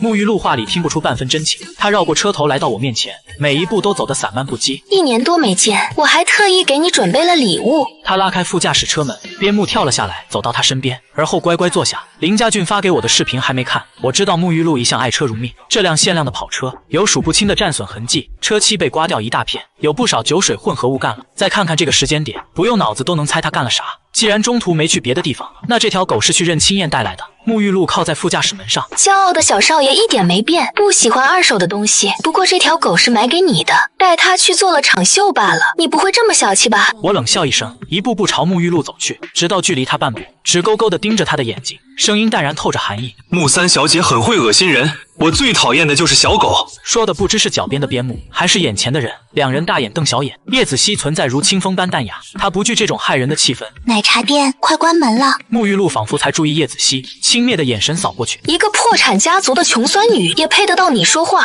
叶子熙神色平静，似是不带任何敌意。小陈是我弟弟，不管你们之间有什么恩怨，他的事就是我的事。沐浴露笑声中全是嘲讽。你不配做他姐姐。我不留情面的对回去。他不配，难道你配？最后重重的咬字。沐浴露没生气，靠在车上，脸上挂着笑。好歹也朝夕相处了17年。我翻了个白眼。你到底是来干嘛的？听不出几分真心几分假意，我像是听到了笑话一般。我家就住在这儿，你赶紧回去。沐浴露一脸无所谓。你今晚不跟我走，下次找你的就是慕宁雪了。你应该清楚，你大姐可没我这么好说话。我还是很快反驳沐浴露，她不是我大姐。我低头看着毛发柔顺的狗，冲着我摇尾巴的边牧，弯腰抓住狗子的项圈，一把推开靠在车边的沐浴露。我不再搭理没事找事的他，看向叶子熙时神色柔和。听到那亲密的姐，叶子熙揽过我的肩，早点回去吧。目送两人身影远去，沐浴露摸出手机拨了出去。你弟有别的姐姐了，他也不管你。电话打通的瞬间，他张嘴就是这一句。那头的慕宁雪沉默半晌，不咸不淡地说：“自己去抢回来啊！”沐浴露气不打一处来，目光看向老旧小区。这屋子又破又小，有什么可留恋的？他脑子是不是有病？穆家够豪华，也没见你回去过几次。慕宁雪表现得很平静，完全无视妹妹语气中怒意。他现在住破房子，不全是拜你所赐。若不是沐浴露犯浑，涉及叶家破产，哪怕回了叶家也算少爷，穿着名牌衣鞋，出入有专车接送，何至于一家人积小破房？沐浴露咬了咬后槽牙，干坏事的时候推波助澜，东窗事发就让他被全责。慕宁雪这家伙越来越阴险，你最好一直这态度，别到时候去劝沐晨回去，他也不搭理你，让我看乐子。说完他直接挂了线。慕宁雪放下手机，指尖轻点着桌面，发出有节奏的声响，沉思十面无表情，周身满是上位者压迫感。办公桌前的主管低头不敢言，生怕惹了喜怒无常的老板。我跟姐姐去买了奶茶，吹着晚风走回家，没有被沐浴露破坏心情。叶子熙打量一下我的神色，斟酌片刻，漫不经心道：“看穆家二小姐挺关心你的。”不用试探我，我不打算跟她走。既然离开了穆家，我就不会回去。好不容易逃离了牢笼，我可不会傻到再跳火坑。至于沐浴露关心我，可能多少算是有点吧，但疯子的关心我承受不住。5岁那年我还不懂事，渴望家人的温暖和保护，在幼儿园被同学欺负了，我去跟沐浴露打小报告。正常思维是帮弟弟出头，跑到学校教训欺负人家的，但沐浴露拉我去练跆拳道，说是只要功夫了得就没人欺负，然后他亲自教。面对5岁的初学者，半点不带手下留情，让我断肋骨医院躺3月。而那3个月里，照顾我的只有佣人柳如烟，下课后会来陪我，罪魁祸首却从没露面。等我休养好身子出院，再见沐浴露，她没任何愧疚，理直气壮的嫌我太弱鸡，建议我下次去学散打。这样的二姐谁敢要啊？岳母摆摊计划有条不紊，岳父将推车里外刷干净，准备明天先是出摊，附近是相熟街坊邻居，方便他收集意见，最后改良一番，后天周一正式出摊，到市一中那边售卖。叶佳怡举起奶茶，大家一起碰了个杯，祝妈妈生意兴隆。叶父感叹道：“小陈就是家的小福星，我们家方方面面往好方向。”以前穆轩在这里时，每天都是无尽的抱怨，家里弥漫着低迷气氛，犹如机器按程序运行。我回来后帮了家里不少，像股力量推着大家往前走，去思考人生可能性。全屋装修也是托我的福，陈旧破败痕迹被遮盖，生活有了新的面貌，大家都变得干劲满满。为了让这个家越来越好，各自往不同的方向努力，也紧紧联系在一起。我垂眸笑了笑，真没想到付出会有回报。若说是因为以前在穆家跟穆家人没有亲缘关系，所以才会差了温情，看看慕宁雪和沐浴露就知道，哪怕身体里流着穆家血，照样跟穆家夫妇没情分。穆轩这亲生儿子回到穆家，怕也是得不到重视，血缘不能为穆家开脱。穆家夫妇本身就没人情味，毫无感情联姻走到一起，创造出了3台冰冷机器。父母不幸福的家庭，孩子注定不会幸福，这是林家俊告诉我的道理。给大姐打个视频吧，总不能成了一家4口，把叶诗薇给忘记了。叶子熙道：“家里翻新的事，大姐还不知道，让她隔屏幕，羡慕羡慕。”叶子熙开着玩笑，拿手机给叶诗薇播视频，那头很快接通了。叶诗薇脸上抹了粉底液，刚开始化妆准备出门，叶子熙打趣叶诗薇：“打扮这么好看，去哪儿？”往常大姐放假回来都没见她化过妆。这么晚了，该不会去约会吧？叶诗薇猜到她的小九九。明天学校校庆汇演，我跟同学排了节目，打算提前试妆而已。叶诗薇问：“你们在哪里啊？”叶子熙轻笑，反转摄像头拍到家人们，大家轮流打了招呼。叶诗薇惊讶的声音传出：“这是我们家。”每说起装修的事，叶父就格外激动。前2天的事，跟你说个天大喜事。你以前不是喜欢苏曼雨？这房子就是他设计的。叶诗薇少有的激动。苏曼雨16岁成名，那时叶家有点钱，也请不起苏曼雨。叶家破产后，他再没奢望，甚至已经不去回忆了。没成想如今悄无声息实现。我喝了口奶茶，嚼着珍珠若有所思。原来叶诗薇喜欢苏曼雨啊，还把苏曼雨当偶像了。为什么大姐不读室内设计，反而选了中药学呢？我接过手机起身，我带你看看我们房间。我先让叶诗薇看了客厅，然后进了卧室，手机传出连连惊叹声。我一边介绍带她参观新居，叶诗薇脸都快笑僵了。他太喜欢这个设计了，被苏曼雨这么一改，宽敞了许多。淡蓝色风格他也超喜欢。叶诗薇全然变成了小迷妹，不自觉地发出感叹：不愧是苏曼雨设计师。这话若是被苏曼雨听到，怕是又要在面前嘚瑟个把月。叶诗薇忽然皱了皱眉，翻新下来起码8、9万。既然苏曼雨是我的朋友，设计费应该没收，但软装的材料都不便宜，2万块于我而言不过顿饭，没必要让大姐压力太大。叶诗薇叹了口气，我像猜到她要说什么打断：你可别觉得愧疚，这个月搞完毕业的事，下个月就开始实习了，到时候我回去请吃饭。我扬起嘴角，早点回来试试定制新房。寒暄几句挂了电话，听得叶诗薇一愣一愣的。她没想到回校才1个多星期，家里会有这么大的变化。她心里很清楚，这都是我带来的幸运。自从换了床，我的睡眠质量提高不少。我看了眼来电显示，眸色沉了沉，反手挂断。对方不依不饶打过来，我冲着叶子熙摆摆手，示意自己没事，而后烦躁地接通了电话。你到底想干嘛？低调墨绿奔驰停小区外，慕宁雪看向窗外的夜幕。我在你家楼下，你下来跟我聊，或者我请这位太太上车。慕宁雪的声音透着冷意，却让我汗毛倒竖。估计遇上收摊回来的叶母，抄起钥匙跑出去。我太了解慕宁雪这人了，手段阴狠毒辣，叶母应付不了慕宁雪的。若叶母真被他请上车，难保这疯子不语出惊人，继而逼我回慕家。我迅速换好鞋跑到楼下，正好遇见了叶母。我歇了口气，放慢脚步，挂上了如常的笑容。这么快收摊回来了，上午生意怎么样？叶母很是高兴。你明天出摊的多备料，你先上去歇会吧。慕宁雪远看两人的互动，见我大步流星往这边走，他才缓缓收回视线。司机立刻发动车子开出，我走到门口，看着奔驰从眼前开走，脑袋上扣出一个问号。我摸出手机给慕宁雪拨去，语气相当恶劣：不是找我有话聊，我下来了你就走。慕宁雪语气平静：突然不想聊了，明晚吃饭我去接你。而后直接断线。姓穆的果然没个正常人。晚饭后，我换了衣服，背上小背包，陪叶子熙去面试演员。坐上公交车，我打量旁边女生，多久没买新衣服了？身上白衬衫已经发黄，领口也变形了。她只有3、4套休闲服，都洗得发旧。叶子熙扯着略尴尬的笑：我不太在乎穿衣打扮，最青春年纪就该打扮漂亮。打工赚钱大多给慕轩买，自己没存下什么，曾觉得辛苦打工，节约钱给弟弟买衣鞋，现在只能说他不后悔吧。尽管慕轩绝情无视了他，起码他对得起良心，坦荡荡没亏待过慕轩。叶家人真是我见过最奇怪的。慕轩是上辈子就他们命吗？去大公司里面试，总得穿得体面，如果穿随便跟人碰上面，自己心里也会感到自卑。到了目的地，先去品牌店挑了套衣服，刚进服装店，尖酸刻薄的声音传进来：这不是穆家少爷吗？以前穿的都是高定，如今一身破烂，我都差点没认出你。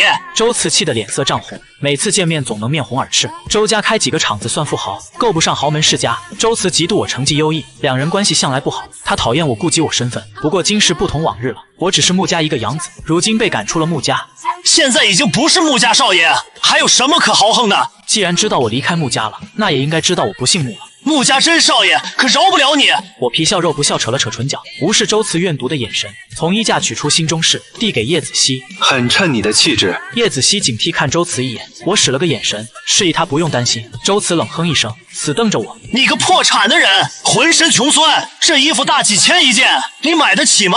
刚是随便试又不买，弄脏衣服你拿什么赔？我不咸不淡，语气显侮辱。我有钱没钱干你底事，别在这脏了我的眼。跟慕宁雪、沐浴露斗智斗勇，我这嘴皮子也不会差。以往顾及穆家脸面，现在我都不姓穆了，谁来惹我都照样对。周慈气呼呼地道：你给我等着！扔下一句狠话，周慈转身离开。叶子熙换好衣服出来，我看过去满意勾了勾唇，果然很适合你。这家影视公司不大，看样子也成立不久。叶子熙根据指引去试戏，我等在外面盯着电标片刻，不禁眯了眯眸子。怎么有点眼熟？前台人员带我到休息区，叶子熙今天这身衣服，还有她那容貌气质，说不定能拿到好角色。等了近半个小时，我听到熟悉的声音：怎么又是你？我放下水杯回头看去，又是周慈。周慈眼底满是嘲讽，受追捧的少爷沦落世戏。不过劝你还是走吧。我拖着腮帮子，富看乐子架势看向他。这是我舅舅的公司，只要我一句话，你们休想选上角色。我若有所思地发着呆，原来这公司是你舅舅的。周慈哼了一声，知道了，还不赶紧滚蛋！当面求饶的话，倒是考虑给你角色。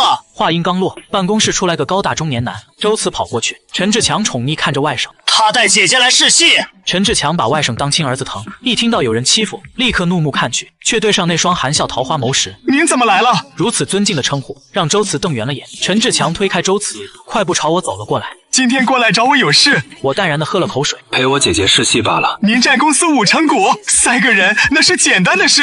目光意味深长，落周慈身上。多亏周少爷提醒，不然我都忘了有股份。只要做好穆家安排的事。我从小跟柳如烟学投资，我自己都忘了投了哪家。有我股份的企业老板都喊我陈哥。陈哥，你姐姐是哪个角色？我马上让人直接定下。我扫了眼周慈，我姐姐喜欢自己挣东西，而不是依靠他人势力。陈志强也听懂了，瞪了眼身旁的外甥。你跟陈哥是不是有误会？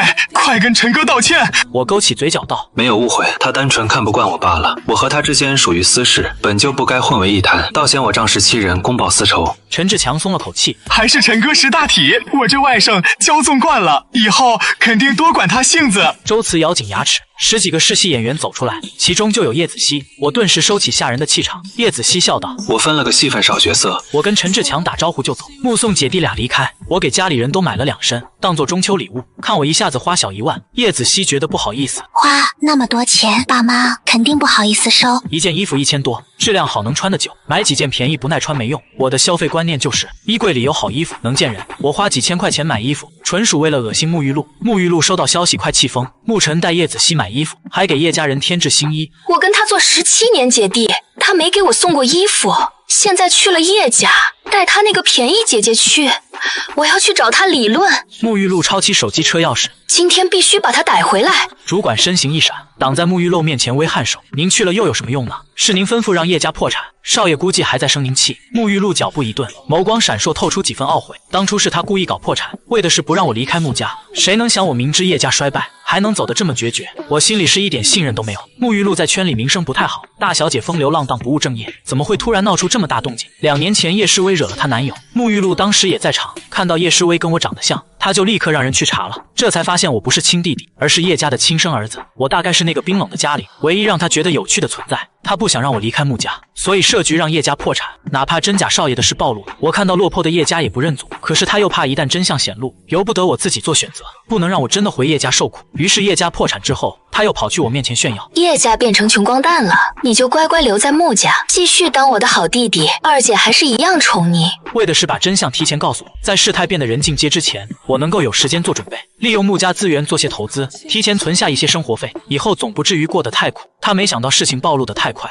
才短短2年，穆轩就找上门。我的离开其实也不太对，与其留在穆家当养子，不如离开出去自立门户。唯一不在他预料之内的是，我选择回到了叶家。沐浴露拖着腮帮子，郁闷地叹了一口气，至今不知道决定是对是错。穆轩主动找上门来，他是怎么知道自己被报错的？最近困扰我的也是这个问题。周一中午跟柳如烟吃饭时，我就跟他展开探讨了。早在2年前我就知道身世，所以当时穆轩出现的时候，我没意识到有什么不对。可是这几天仔细想想，穆耀威和陈静怡不重视我，必不可能突然去查亲生儿子，而叶家又早就破产了。穆轩根本没机会接触他们，那他是如何得知身世的？亲子鉴定书又是哪里来的？柳如烟听了也觉得蹊跷。我出生时穆家已是顶尖，有私人医院和专用病房，怎么会跟叶家抱错孩子？这件事必定是有人蓄意为之。穆轩带着亲子鉴定找上门，如果他是亲生的还好，那他手里那份鉴定是哪来的？如果他不是亲生的，那背后之人的心思就深了。我不在乎自己是谁家的，更不在乎穆轩到底是不是，只不过这件事如果有人搞鬼，我就成了被人利用的棋子，而且暂时还不知道对方目的，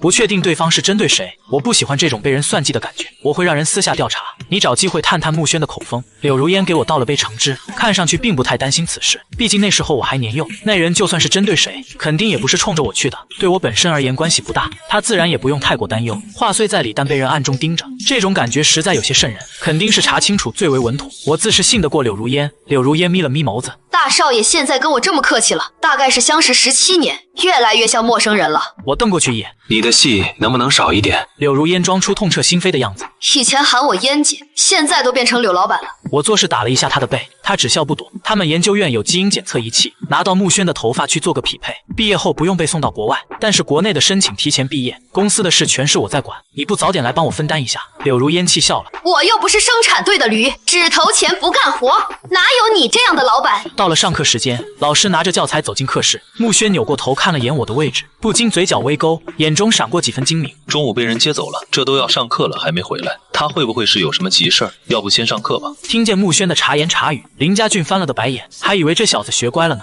结果找着机会就往我身上泼水。林家俊抬高声调，沐晨跟柳如烟谈合作去了，既然是被柳老板接走的，老师就不必担心他的安全。老师明了地点头，把教材翻开开始讲课。穆轩的脸色顿时青了，这什么学校学生旷课都不管，盛华里全是权贵世家的后代。虽然大部分人回家继承家业，但不少都有些自己的生意。因为会议而缺席课程的事，老师早已见惯不怪了。学校在这方面管得很松，到底还是为了让学生有实操，自然不可能限制他们的发展。这课旷了也就旷了，期末不挂科一切好说。而初来乍到的穆轩自然不懂，想要把我拉下神坛，首先就得铲除柳如烟。铲除不了的话，也不失为一个好办法。我回到学校的时候，已经是下午第3节课，正好是马术课。我去更衣室换了衣服，去马场跟班上同学集合，跟嫣姐吃饭吃好几个小时。我往穆轩的方向看了眼，意味深长。人生大事，关乎血缘身价的，可不就是人生大事？林家俊没听懂话里的意思。他跟你表白了，终于确认关系了。我好笑地瞪过去，我和他算是知己好友。林家俊撇撇嘴，知个鬼哦，谁不知道你俩私定终身？我白他一眼，你跟明熙才是命中注定。哪来的命中注定？我喜欢的是你姐那种类型。什么年代了还搞娃娃亲？我跟明熙纯兄弟啊，日后真联姻了，天天看着对方估计都尴尬。我无语又好笑，你那就是纯颜控。明熙性格温和，真谈上了你肯定觉得他无趣，明熙适合我。林家俊不服气地说道，你就是护犊子吧？伸手搂我的腰，逗得我笑着求饶。我朝后躲着林家俊的进攻，余光看见沈明熙走来，快来管管你未来老公。林家俊耳根子一红，顿时停了手。沈明熙的耳朵也红了，垂下头摸了摸鼻子。林沈两家的婚约不是秘密，但大庭广众说的这么大声，还是让人怪尴尬的。一声撕心裂肺的尖叫扯破氛围，众人看过去，穆轩正死死拽着缰绳，吓得脸色发白，五官扭曲。马术老师骑马在后面追，随时找机会救人。老师一边追一边喊，别把绳拽得太紧，身体放轻松点。试图教穆轩自己控制住马匹，然而耳边只有尖叫，他根本放松不下来，紧张的手心冒汗，心脏都快蹦出来了。没见过这么笨的学生。林家俊呆愣住了，无语地扯了扯嘴角。1周2节马术课，穆轩是怎么做到每节课受惊吓？沈明熙跟着摇头叹息，他的脑子怎么通过入学考试的？你不去帮他吗？他要是被甩下来，怕是手臂都得脱臼。事不关己高高挂起，老师不是去救了吗？跟我有什么关系？就听见老师的声音远远传来，沐晨同学快帮忙。林家俊和沈明熙幸灾乐祸笑了，我无奈叹了口气，翻身上马追过去。有时候成绩优异也不是好事。穆轩被我拽到了自己身前，安全带回。老师跃到失控的马匹上，控制住了不乱撞的马。穆轩晕过去了，被校医带走。我摸了摸从小养大的马驹，似是表扬他做得很好。林家俊走过来拍我的肩，大发善心去救那个少爷。沈明熙轻嗤一声，吊儿郎当地说道：“陈哥没有心，他那叫人在江湖飘。”我佯装不悦地白了2人一眼。你俩一唱一和的，骂我没人性呢。林家俊假笑2声，沈明熙好整以暇。谁让你上一年考试拿了第1，还在场上炫技？要不然今天也不至于点名找你。太强也是错，不使点杀手锏，第1名可能就不是我了，说不定我都没法留在盛华了。林家俊和沈明熙不开玩笑了，年级里确实有个厉害的人物，一班的刘梦云，我在学校最强劲的竞争对手，2人的成绩不相上下，每次考试我都是几分险胜。上学期马术考试，刘梦云获得了震惊的高分，如果不是我见形势加了难度，最后期末总成绩以1分险胜，可能今年都没法在盛华读书了。这个刘梦云长得清秀，在年级里也很受欢迎，但我老感觉她阴恻恻的。林家俊回想起刘梦云的笑容，不由得打个寒战，不是那种摆明阴险的表情，而是明明笑得如沐春风。天是那双眼睛令人觉得怪异，总觉得他藏了些不怀好意，叫人生寒。尤其是他看我时的眼神，脸上带着笑，却又藏得很深，那种敌意似有若无，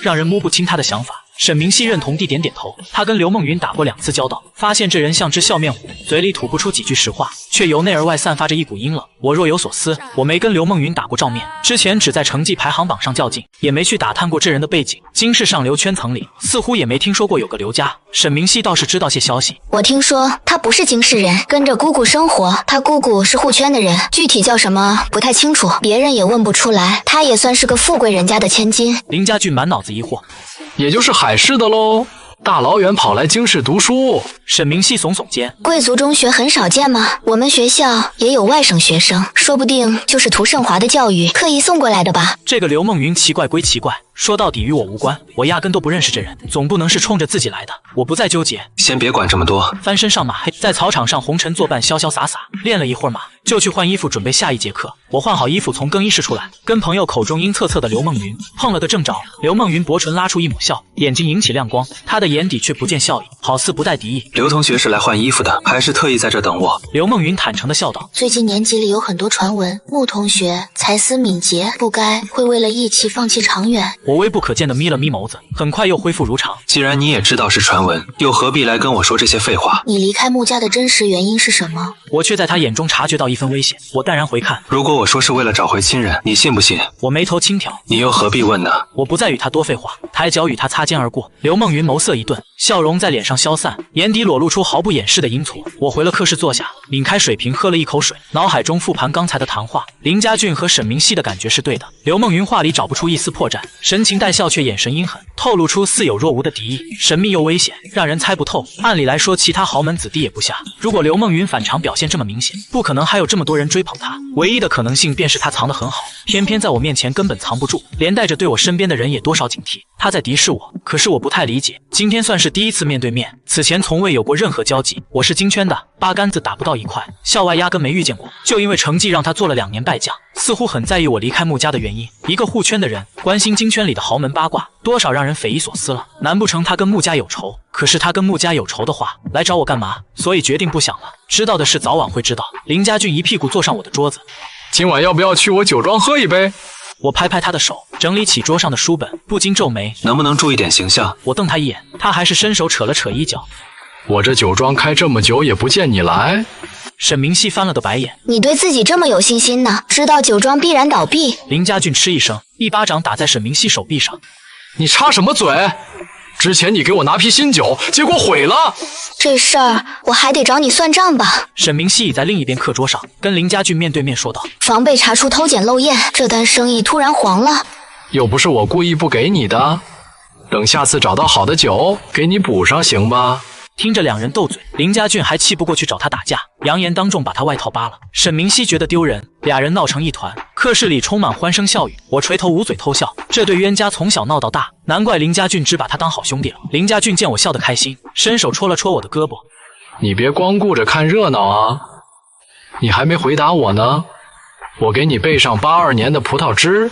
82年的葡萄汁不也是酒？哪敢让我碰酒？不怕柳如烟翻了脸？谁不知道我可是他放在心尖上的，但凡对我有一丁点不利的东西，他都得铲除掉才能安心。如果林家俊敢给我喝酒，将会成为下一个被收拾的。我施施然道：你俩不用吵了，我今晚不去，慕宁雪约我吃晚饭。林家俊顿时从桌子上跳下来，像是听见什么天塌了的消息，声调都不由得抬高几分。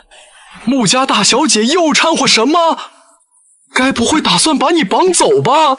沈明熙目光坚定地拍我的肩，一副要送我上战场的悲壮表情。我家有一件防身软甲，我现在让人拿出来给你，配你晚上穿。不怪林家俊和沈明熙如临大敌，知道我跟穆家两位小姐不和，他们认识我10几年，对那两位脾性自然也清楚。沐浴露原本有一条大狗，17岁那年因不满慕宁雪管束，让狗去咬19岁的慕宁雪，结果慕宁雪二话不说把狗处理了。这事儿闹得穆家鸡犬不宁，穆耀威和陈静怡盘问两人，沐浴露不承认是自己下的令，而慕宁雪直接把罪推到我头上。父母明知道不可能是我干的，但还是罚我在房间里面闭思过，直接禁足了1个月。沐浴露为了报复慕宁雪，偷偷摸摸进他当时历练的公司，把总闸给关了，公司断电导致重要数据丢失，损失了100多万。慕宁雪二话不说，转头就把沐浴露最爱的车砸了。那时候两姐妹的错处都很大，沐浴露诬告是我去拉电闸的，父母依旧是明知道真相，却纵容了他们的胡闹，把刚解禁的我又关了回去，再禁足了1个月。从那时候开始，我明白了，自己只是个用来联姻的妻子，不管我多懂事多乖巧，永远不会被他们看到，永远得不到一句称赞，反而许多无妄之灾落我头上。两个姐姐犯的错，永远是我来背锅，因为我根本不受重视。借由这2件事，我也看清了两个姐姐的本性：冷酷无情的大姐，狂放不羁的二姐。想安稳长大就得跟他们斗。朋友知道此事后，不止一次觉得我能在他们手下活到现在，已经算天大的幸运了。你跟大姐单独吃饭，要不还是先提前报警吧，或者带根防身棍去。他那脾气捉摸不定的，我真怕万一你说了什么，他就直接动手教训人了。林家俊心里满是担忧，他的好兄弟弱不禁风，手无寸铁去赴约，谁知会出什么事。我没好气地瞪他一眼，要不然你陪我一起去，你不是答应了如烟做我保镖吗？林家俊倒吸一口凉气，我也打不过慕宁雪啊，谁不知他之前在宴会上发飙，当场教训了惹事的人，因此才被父亲扔到国外的。你俩就安心吧，他倒不至于对我动手。虽然我不喜欢这两位姐姐，但我深知自己不会受到伤害。林家俊拉了张椅子坐我身边，这可说不准，你有危险的时候，两位姐姐处处护着你，你没危险的时候，她们就是最大的危险。禁足的事都算小科了。你忘了他让你被罚站了半年？我摸了摸鼻子，一时不知该说什么了。罚站这事儿吧，真不赖穆宁雪。13岁那年，穆宁雪带我出门，结果被对家派人围堵。当时的他没配保镖，双拳难敌4手。他护着我的时候，我被人用木棍打在腿上，幸好我平时锻炼躲了一下，休养了半年就恢复如初了。那半年是柳如烟亲自接送我。我听柳如烟说，当时围堵的人全被穆宁雪收拾了，手段很是凌厉。他以他的方式替我报了仇。不过我想想还是心里发毛，所以我依旧不大喜欢他。这人面无表情，让人猜不透心底，更是满身戾气，手段狠辣。我笑着宽慰两人，我都跟他们斗了17年，不会有事的。林家俊叹了口气，抓了抓自己的短发，说道：“柳如烟也在京市，有事随时打电话搬救兵，我们立刻赶过去报警。”天色渐晚，到了放学时间，我收拾好书包，深呼吸一口气，并不是很想去应付大姐，由不得我选，躲得了今天还会有明天，我不可能永远躲着她。赶到校门口的时候，看见了那辆熟悉的墨绿色奔驰，意料之外，穆宁雪竟然破天荒地下车迎我。大小姐亲自来接，真是叫我受宠若惊啊！我扯着嘴角，张嘴就是阴阳怪气。你那便宜弟弟呢？他环顾四周，没看见穿着一中校服的人等在这。他派人查过，叶子熙每天放学都会过来接我的。今天没来。我勾着书包，不是你约我吃饭，让他先回去了。穆宁雪眸色沉了沉，散出几分危险。你很护着他。我皮笑肉不笑地对上那双眼睛，一字一顿道：我很防备你。两人用眼神交战，谁也不让着谁。后面偷看的林家俊和沈明熙觉得现在战火一触即发，怕是不用等去到饭店，这会儿就能吵起来了。火药味太浓，只看见穆宁雪嘴唇动了动。才说了2句话就成这形势了，我觉得我们还是跟去比较安全。不等他们争论出个帮忙方式，砸场的人出现了。穆轩穿着学校制服跑起来，衣角随风飘摇，看上去青春靓丽，笑起来阳光动人。那天虽然在宴会跟2位姐姐打招呼，之后2天也没见面，不过说到底还是亲弟弟。穆宁雪能来接他，说明也是想缓和，而且看我们之间氛围不太愉快，他也不喜欢我这个假少爷。穆轩捏着嗓子撒娇，觉得这样就能讨好对方。大姐，你是来接我的吗？我是你的亲弟弟，以后可得保护好我。他完全不知道穆家2位是何等人物。我冷哼一声，翻了个白眼，心里替叶子熙感到不值，仿佛在叶家时叶子熙让他受委屈了。放100个心吧，日后有得你受的。穆轩得意地瞪了我一眼，又转而看向穆宁雪，装出一副体贴乖巧的模样。虽然他抢了我17年的生活，但是我不怪他，你也别太为难他了。既然你们还有话要说，我就先上车了。他去拉后排车门，却发现根本拉不开。他敲了敲驾驶座的车窗，可司机压根看都不看他一眼。穆轩扭头委屈地看着穆宁雪，司机不给我开门。我忍不住笑出声。你亲弟弟等着你呢，我就不奉陪了。打算临阵脱逃，穆轩愣在原地，他看看我，又看了看穆宁雪，不敢相信他是来接我的。放学时间校门口人本来就多，这会儿看热闹的人更是不少，他们怎么可能放过这大好机会？被人围观着，穆轩绝不能在这么多人面前丢脸，硬着头皮扯起笑容说：原来大姐邀请了他一起吃饭，那就赶紧出发吧。爸妈若是知道我们关系好，一定也会很高兴的。这是在用父母的名头压制穆宁雪，如果不配合他的话，丢的是穆家颜面，父母肯定会责备一番。穆宁雪对父母没有感情，自然不可能会怕被责怪。他无视了穆轩的拙劣把戏，始终没看过他一眼。我站在原地不动，毫不退缩地对上他的目光。穆宁雪眯了眯眸子，几年不见，真长本事了。大小姐过誉了，这车我哪敢上，我就不上车，一起在这耗着吧。需要我请你上去吗？我也不甘示弱，姑且看看他会给我弄出点什么事。穆家何止是我跟他们势同水火，2位姐姐之间也是势不两立，从小斗到大，互相使绊子，然后甩锅，再到后来我用2姐制约大姐，用大姐管束2姐，相互牵制。穆宁雪咬着后槽牙，无奈的暗暗叹了口气。上车吧。又赢一局，我笑了笑，这才同意上车。我走到后排车门前，司机识趣的立刻开门锁，我拉开门矮身坐了进去，终于肯上车了。他才冷漠的扫了眼穆轩，什么阿猫阿狗都想往上爬，上不了台面的只会脏了我的车。话里指的哪是别人，分明是嫌弃穆轩这样的弟弟，觉得脏了他的身价。穆宁雪绕到另一边上车了，我降下车窗，轻笑一声说道：以后好好练马术，再有像今天这样的情况，我不会救你，白眼狼还不如狗吧。车窗升起，车子呼啸而去，穆轩气得跳脚，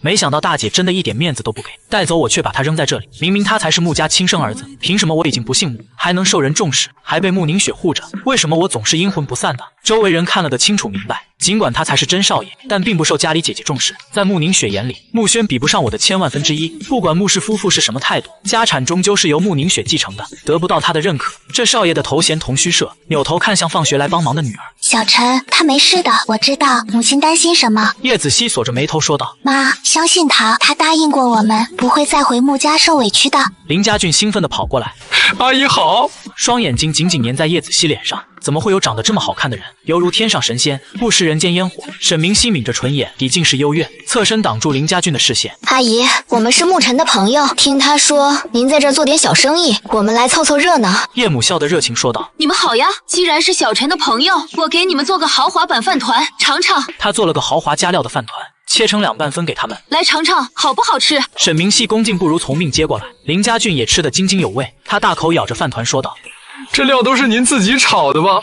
真好吃。